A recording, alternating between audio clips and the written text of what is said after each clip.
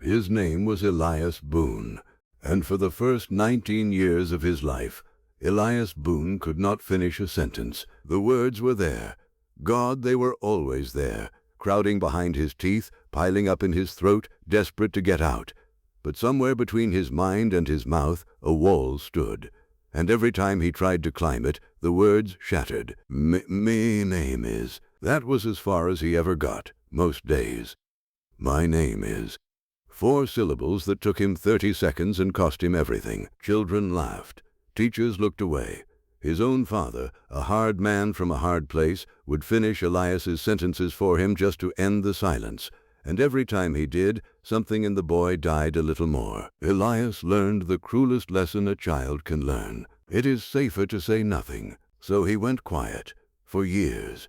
A boy with a whole world inside him and no door to let it out. Then, one night, he heard the voice. He was 16, alone in a dark room, a borrowed radio hissing on the windowsill.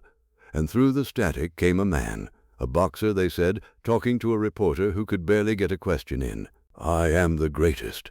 I said that even before I knew I was. Elias sat up in the dark, because this man didn't just speak. He danced with words. He played with them, threw them, caught them, made them rhyme and land and sing. This was the opposite of everything Elias was. This was a man for whom language was not a wall but a weapon, a gift, a song. And Elias, the boy who could not say his own name, leaned toward that radio like a man leaning toward fire. He wanted that. Not the fame, not the belts, the freedom. He started with the tapes, cassettes mostly, bought with money he didn't have, played until they wore thin. Ali's interviews, Ali's speeches, Ali reciting poems to stunned reporters. Elias would sit alone for hours, pressing rewind again and again.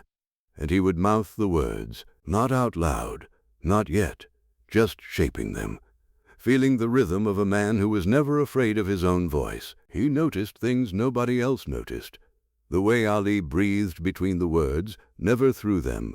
The way he leaned into the hard consonants instead of running from them. The way he turned a stutter, because Ali stumbled too, sometimes, into a pause, a tease, a hook that made you lean closer. Elias realized something that changed his life. The problem was never his mouth. The problem was his fear. And here was a man who had taken fear of a war, of a government, of the whole roaring nation, and simply refused to let it close his throat. If he can say no to all of that, Elias thought, I can say my own name. It took 2 years. 2 years of speaking to an empty room.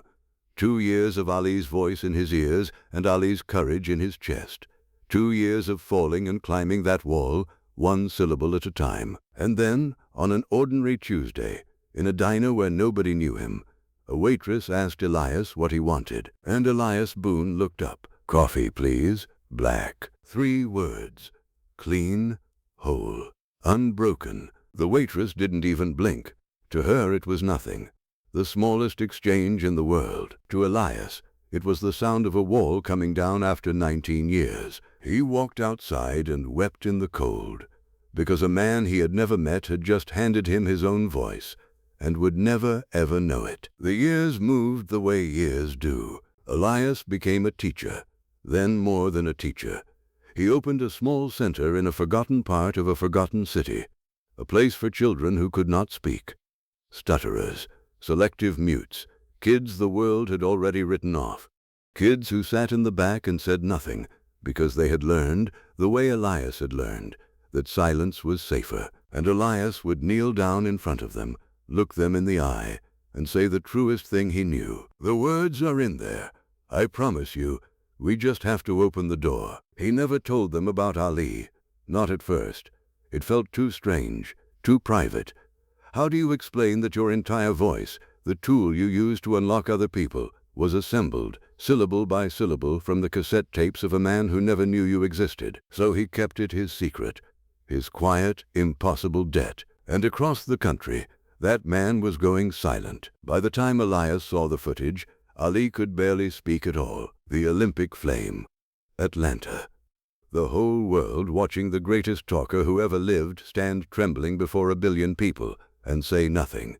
His hands shook, His jaw was locked by a disease that took and took and took. Elias watched from his small apartment, and he did something he had not done in 30 years. He wept the way he wept outside that diner, because he understood, in a way no one else on earth could understand, exactly what was being lost.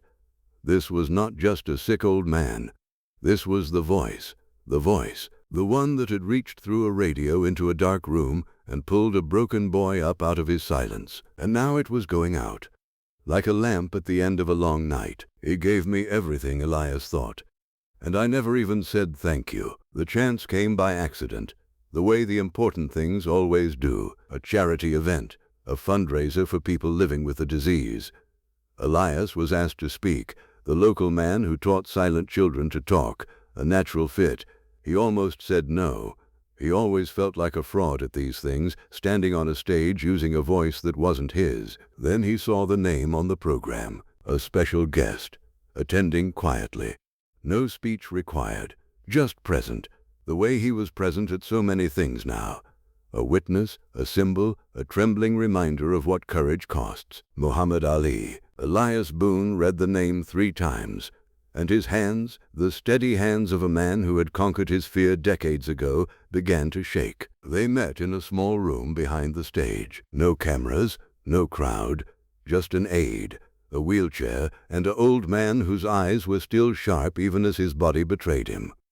Elias stood in the doorway, and for the first time in 30 years, he could not find a single word. The wall was back. Ali looked up at him, slow, patient. That same gaze that had read 1,000 opponents, still reading, even now. Elias forced it out, the way he'd forced out coffee, please, all those years ago. "You don't know me," he said, "but you taught me to speak." And then it came pouring out of him. The radio, the dark room, the cassettes, the wall, the diner, the children. 30 years of a debt he had never been able to pay, spilling out in the clean, unbroken voice that Ali had built without ever knowing he was building it. "Everything I say," Elias finished, his own voice breaking now. "Every child I've reached, it's yours. It was always yours. I just borrowed it." The room was very quiet. Ali's hand trembled on the arm of the chair. He could not stand. He could not in that moment even speak. The greatest voice in the world had nothing left to answer with. But he lifted that shaking hand, slowly, fighting his own body for every inch. And he pointed, not at himself, at Elias. Elias didn't understand. Not at first. He thought, he wants me to come closer. He wants to write something. He wants a pen. But Ali kept his trembling finger raised, aimed at Elias's chest, right over the heart, and he held it there, steady in meaning if not in flesh, making sure the message could not be missed. "It was never mine." That was what the gesture said, wordless and total. "You think I gave you my voice, but a voice you have to earn back from your own fear, climbing that wall for 2 years in an empty room. That voice was never mine to give. I only showed you it was possible. You did the rest. It was always yours, Elias. You just needed to hear a man who wasn't afraid." The old man's arm dropped. The effort had cost him. But his eyes were bright, and something passed between the two of them that no microphone could ever have carried. Elias Boone had come to give thanks for a borrowed voice, and Muhammad Ali, who could no longer speak a single word, had told him the truth without one. "You didn't borrow anything. You were always going to speak. I was just the proof." Elias knelt down beside the chair. The way he knelt in front of his silent children, he took the trembling hand in both of his and held it still. They stayed like that for a while. 2 men who understood something the rest of the world had missed.